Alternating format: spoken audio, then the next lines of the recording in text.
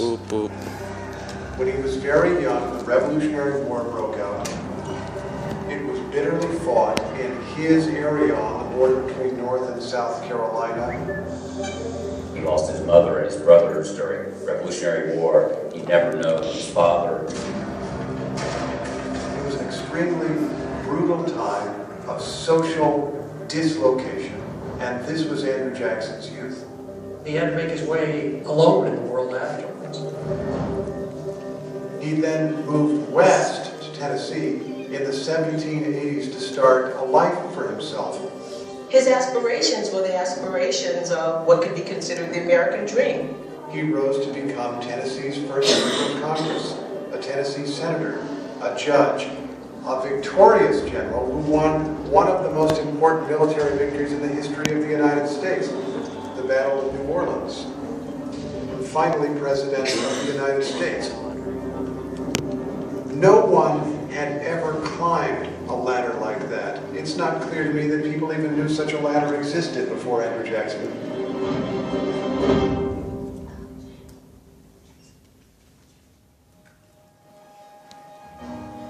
Jackson was totally contradictory. He could be incredibly sweet and incredibly ferocious. He had a very violent streak, but when that streak was not keyed up, he presented himself as the most mild-mannered, polite gentleman you could imagine. But that friendliness, that generosity, was always governed by Jackson's idea of his interest. If someone stood in the way of his financial interest or his idea of the nation's interest, he would stop at almost nothing to destroy them. The affair between Andrew Jackson and Rachel Donaldson Robards was one totally of passion. Rachel still had a husband living in Kentucky, and not everyone approved of the action that they had taken.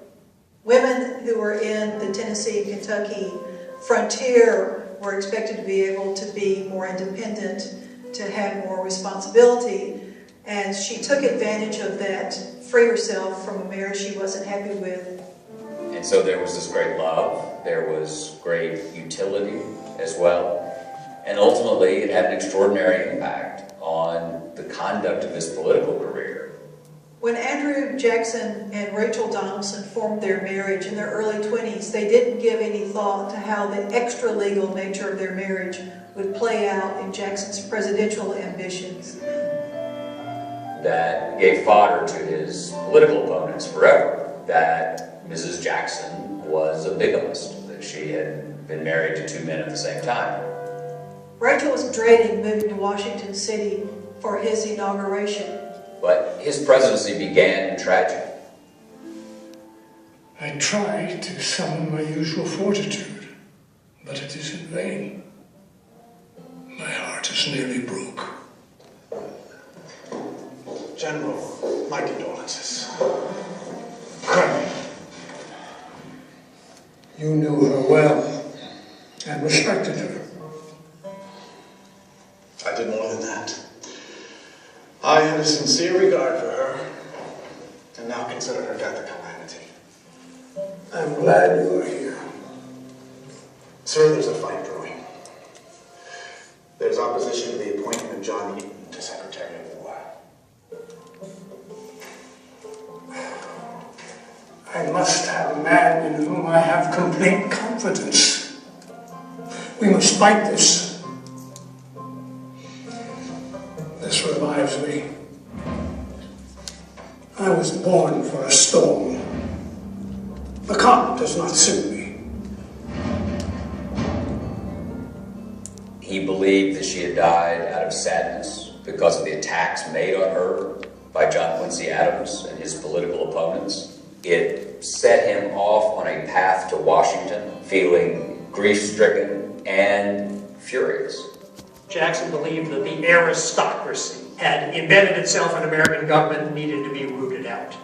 Jackson's hope for the country was that it would be more responsive, that the will of the majority was to prevail. Jackson espoused what he called rotation in office, the idea that office holders, if they stay too long, become perhaps inefficient and corrupt. Many of them were let go. It meant that people outside of a small circle had a chance to be part of government operations. Many Americans, including political leaders, before Jackson's time were deeply conflicted on the question of party, on whether party was a good thing or a bad thing. President Jackson came increasingly to believe that party organization was the only way to ensure that the people would remain in power. Jackson was able to transform that Jacksonian personal majority into a bound and disciplined political party, because the Democratic Party was not a party, they were the people themselves. It's not our party against their party, it's the people organized against the aristocracy. Jackson felt that the Bank of the United States had too much power. There was a real question whether the bank was there to serve the interests of the government or whether it was there to serve the interests of the stockholders. Jackson saw this as an inexcusable, corrupting force, that if public money could be manipulated for private gain, then that way madness lay. My object, sir, is to save the country, and it will be lost if we permit the bank to exist. Nicholas Biddle was the president of the Bank of the United States. He was perfectly willing to engineer the panic in order to save the bank. He said all the banks in the country may break. Everything may break, but the Bank of the United States is not going to break. That's a dangerous man with a dangerous amount of power. The Bank of the United States had a large group of friends. They introduced a bill in Congress to extend its charter for another 20 years. Jackson and his cabinet members wrote a veto message that was a smashing appeal to ordinary folks. The powers conferred upon its agent not only unnecessary but dangerous to government and country. Distinctions in society will always exist under every just government. Equality of talents, of education, or of wealth cannot be produced by human institutions. Every man is equally entitled to protection by the law. To make the rich richer and the potent more powerful, the humble members of society, the farmers, mechanics, and laborers, have a right to complain of the injustice of their government. There are no necessary evils of government. Its evils only exist in its abuses. If it would confine itself to equal protection and, as heaven does its rains, shower its favors alike on the high and the low, the rich and the poor, it would be an unqualified blessing. Good job. He vetoed the bank. The message struck a chord in the country. Here was a president who was fighting for the common man versus the privileged man. Andrew Jackson embodies the best and the worst of America. There are many important aspects of Andrew Jackson's legacy. Today we often remember Indian removal and his support for African American slavery, and those things are true and they must be remembered. Slave ownership was part of the American dream for very many people, and he would have been the perfect exemplar of that. He was able to make himself into a wealthy man, into a prosperous man, and a powerful man through the slave system. It is said that he treated his slaves kindly, but not so kindly as to free them. There were people, even in Jackson's day, who were denouncing slavery as immoral, but he never thought anything about slavery as a fundamental moral question. As a military leader, Andrew Jackson waged extraordinary numbers of campaigns against Native Americans.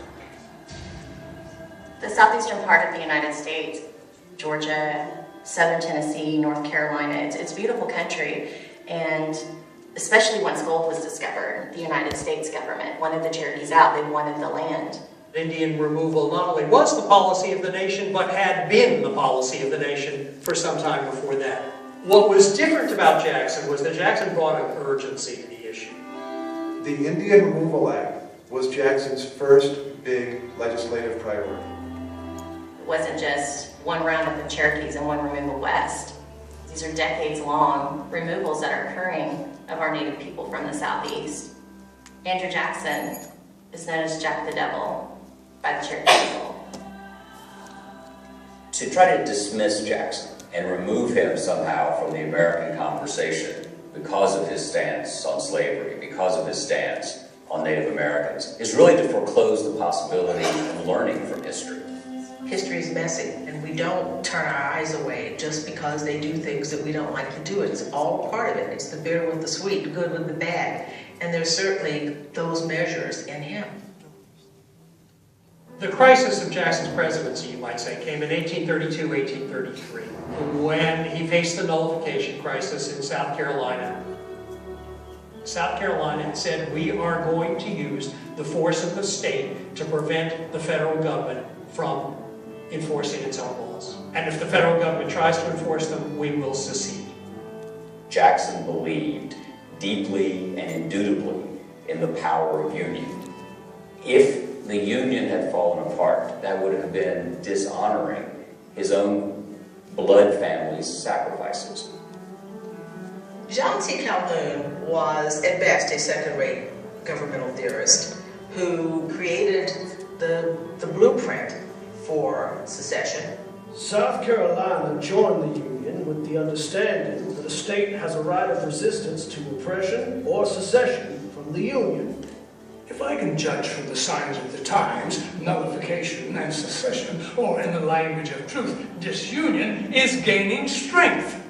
The clash of wills between Andrew Jackson and John C. Calhoun, and Jackson's clear willingness to resort to force in the last resort, reassured people that the government was not going to fall apart, the country was not going to fall apart. The Union must be preserved. Disunion by armed force is treason. For Jackson, this challenge cut to the core of the question of whether the United States was going to be a nation or not. Liberty would never have been achieved. Without unions, they can never be maintained.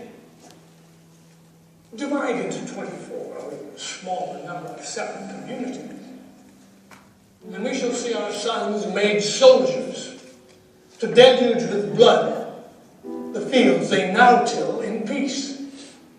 The time at which I stand before you is full of interest. The eyes of all nations are fixed on our republic. The event of the existing crisis will be decisive in the opinion of mankind of the practicability of our federal system of government. Great is a state placed in our hands. Great is a responsibility which must rest upon the people of the United States.